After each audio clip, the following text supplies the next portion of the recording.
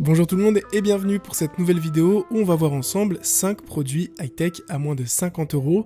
Alors c'est une ancienne série que j'avais sur ma chaîne que je n'ai pas lancée depuis un long moment. On revient en force avec le mois d'octobre et préparez-vous aussi pour la vidéo du mois de novembre.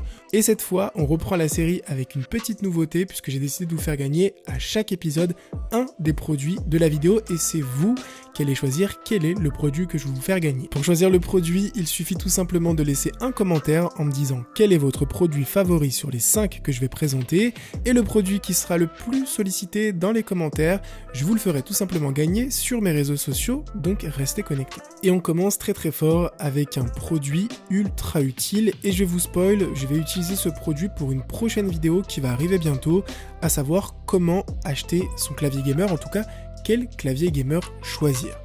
Alors du coup, ce produit de chez Aquox est un mini clavier mécanique avec 9 interrupteurs. Et vous allez me dire, mais à quoi ça sert d'avoir juste 9 interrupteurs? Tout simplement parce que chacun des interrupteurs possède une MX Cherry. Donc qu'est-ce qu'une MX Cherry? C'est tout simplement un interrupteur d'une couleur différente. Et là vous allez encore me dire, mais à quoi ça sert d'avoir une couleur blanche et une couleur rouge? Tout simplement, la force nécessaire pour activer le bouton va être différente et la sensation du clic va elle aussi être différente. Pour illustrer mes propos, je vous ai enregistré une petite séquence ASMR où je clique sur tous les boutons et vous allez voir la différence d'écoute entre chacun des boutons.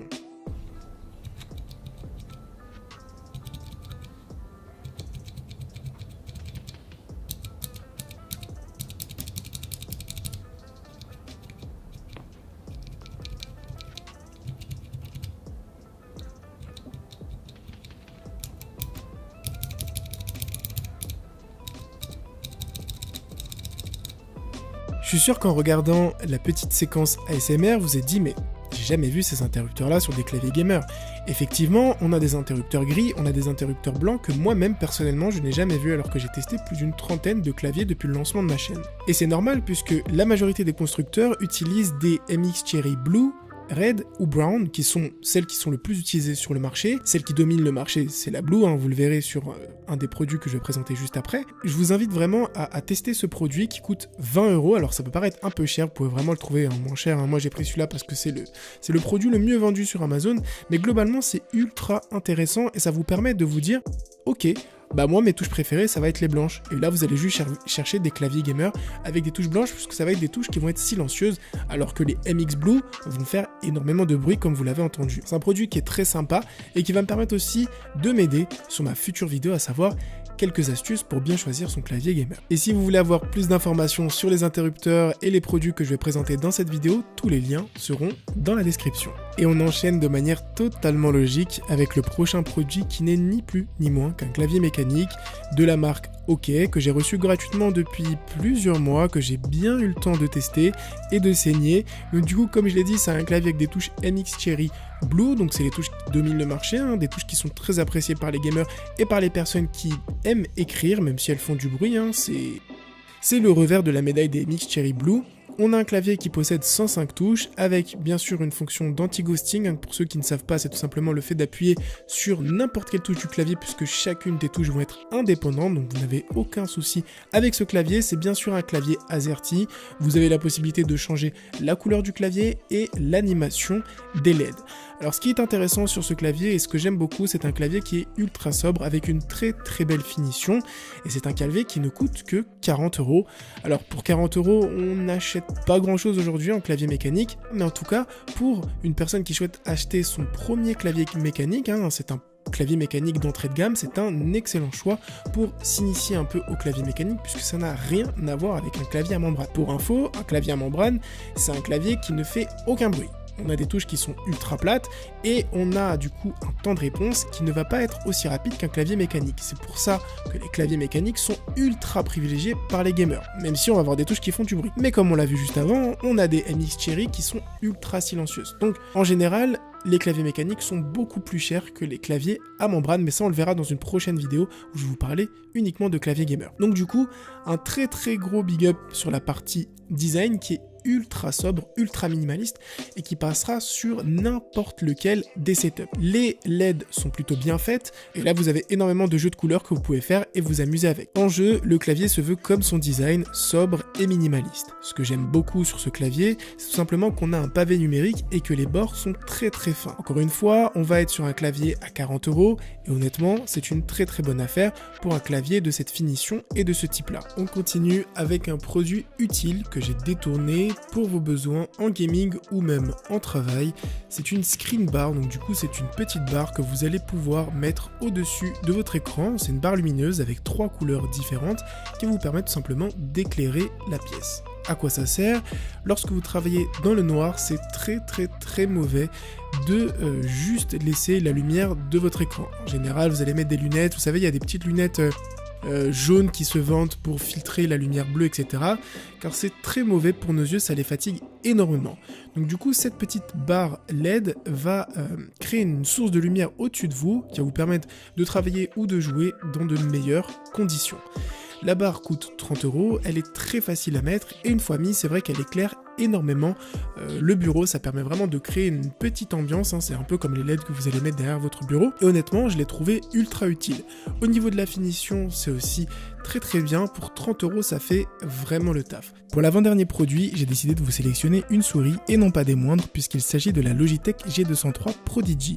Alors, si j'ai décidé de prendre cette souris, c'est tout simplement parce qu'elle possède un prix qui est ultra contenu, à savoir qu'elle coûte seulement 40 € et que c'est une très bonne souris d'entrée de gamme, mais surtout parce que pour ce prix, vous allez avoir énormément de caractéristiques qui vont faire que vous allez jouer dans de bonnes conditions. Avant de vous parler des caractéristiques techniques, je vais vous parler très rapidement du design. On a une souris ici avec un design minimaliste, encore une fois, hein, on a une souris qui ne va pas chercher dans la fioriture à part la couleur qui est bleu lagon sur du bleu turquoise. On va voir un petit rétroéclairage au niveau du logo et à l'arrière de la souris qui fonctionne extrêmement bien et ça j'ai vraiment apprécié. On va avoir une souris aussi qui va avoir une texture assez douce qui est agréable au toucher et ça c'est un excellent point. Au niveau de la taille, on a une souris qui est quand même assez petite, hein, faut aimer.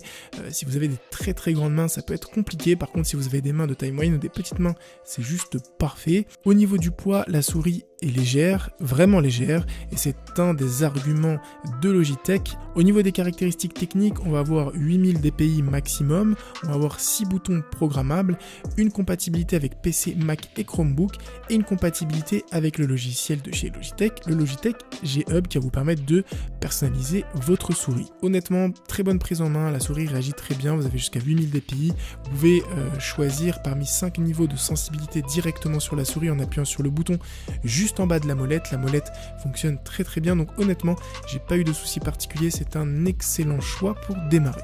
Pour le dernier produit, on part chez Nebo avec un casque gamer qui est une très bonne affaire, un casque qui ne coûte que 35 € et qui est compatible PS4, Xbox One et PC. Alors cette marque, peut-être que vous la connaissez déjà sur Amazon. J'ai déjà présenté des casques de la marque plusieurs fois sur la chaîne, peut-être 2-3 fois hein, sur les 3 dernières années qui se sont écoulées, et je n'ai jamais été déçu par leurs produits puisqu'on a vraiment un excellent rapport qualité-prix. Donc du coup, je suis parti en confiance. Ce que j'ai vraiment aimé, c'est que le casque avait l'air vraiment solide et avec des coussinets de qualité. Et je ne me suis pas trompé, les coussinets sont juste ultra moelleux, ultra agréables et englobent bien les oreilles.